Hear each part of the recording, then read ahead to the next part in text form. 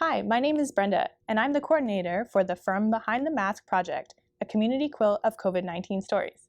Today I'm here at the Kitchener-Waterloo Art Gallery for Family Sunday. Our theme this month is Winter Wonderland, and we'll be thinking about how the changing seasons changes our activities. You can use this as inspiration for making your own quilt block, showing what's changed for you during this time. Are there new activities you've started? How is school different? What activities do you do in the winter with your friends and family, and how do you think they might be different this year? I'm going to show you a couple of techniques that you can use to make your own block.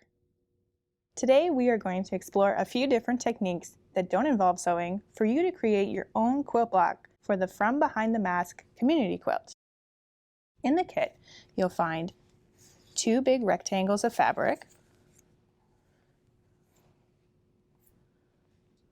your instruction card, which you can refer to,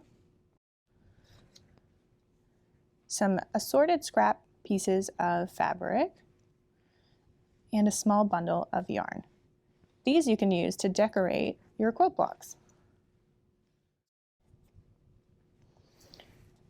These fabric blocks will be the front and the back of your quilt block. You can choose which is which and whether you'd like to do it in portrait or landscape format. Just make sure that both of your blocks are in the same orientation. You are going to make the front and back pieces of the quilt block. Once they are returned, they're going to be sewn together. And they'll look like this. On one side, you'll make an image. On the other side, you'll include some text. Once they're returned and sewn together, they'll have the straps needed to tie them to other blocks. It's important to remember not to put your artwork or your text too close to the edges because the blocks will be sewn together and your artwork will disappear.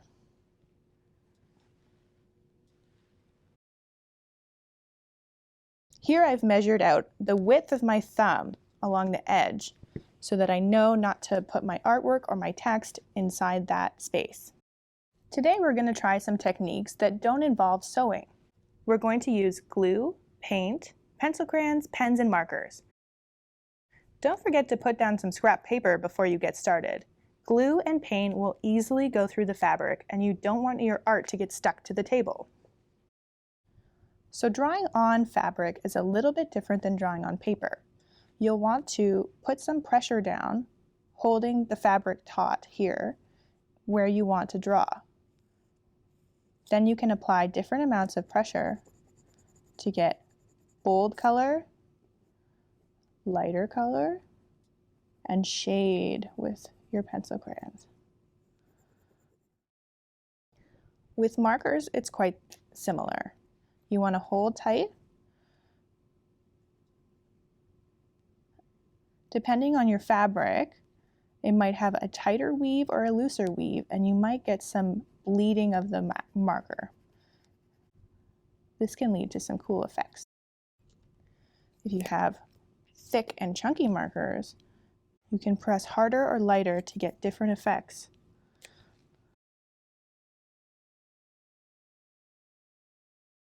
Now it's raining. You can even use pen on your fabric, which might be very helpful to write your name on the back or help you draw some outlines.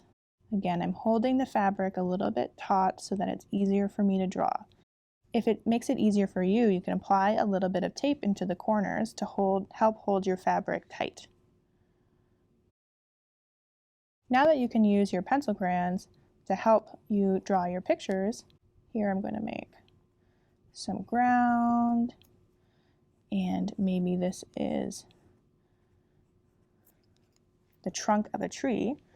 I can look at what I have in my scrap fabrics and see if I would like to add some of that into my design. So because it's winter time, I think I might cut some of my fabric to make some snowy branches for my tree. And I'm just going to cut up some pieces that I'll glue onto my tree trunk here.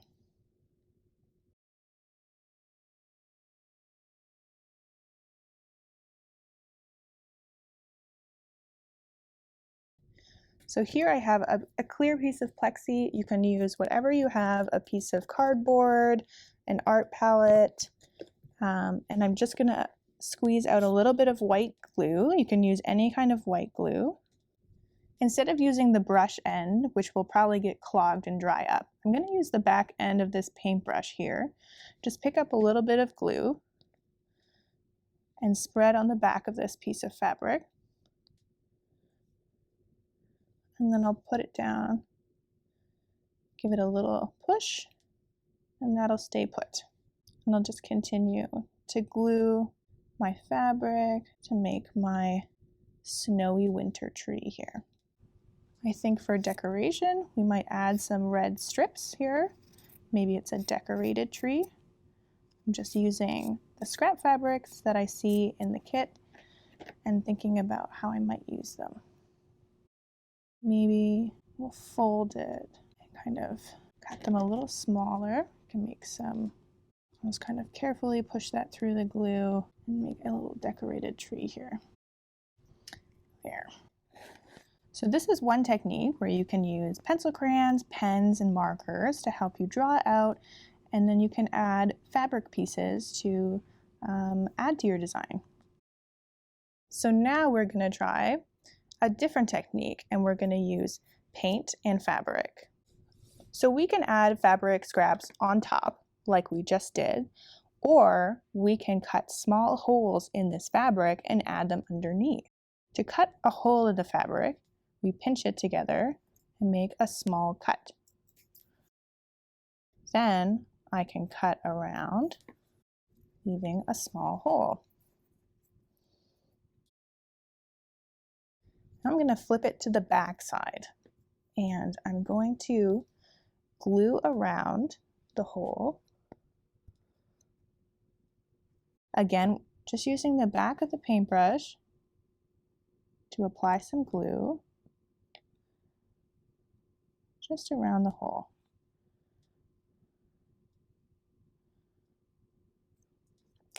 And I made sure my piece of fabric was going to cover the hole before I started. And I'll just tap that into place. And voila! We have different color in the background. That makes it easy to make little tiny shapes that might be hard to glue on. With this one, I think we'll make this a person. And we can add, maybe I'm going to add here, maybe a little winter cap. And then I will again just glue that on.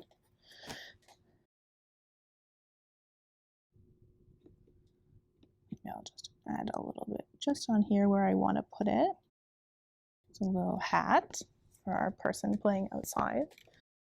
Painting on fabric is actually quite easy, and you can use just some regular acrylic paint that you might have at home. I'm going to give my person a little red snowsuit. I'm just going to apply it until I get the coverage that I like. And then they're going to need snow pants. So I am holding it a little bit, just again to keep the fabric in place. It's a little bit different than painting on paper, but not too different. All right, now I need some arms for sure.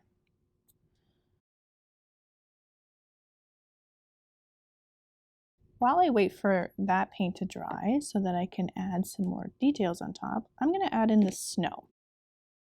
So here I have some just regular white acrylic paint. I'm going to take another brush here. And again, I'm going to stay a little bit away from the edge so that my artwork doesn't get cut off. I'm going to add in some fluffy snow. And I'm going to just make these brush strokes a little looser so it looks nice and fluffy. Now I also want it to look like it's snowing. I'm going to use the back end of the paintbrush here. Just dip it in and use it as a little stamp.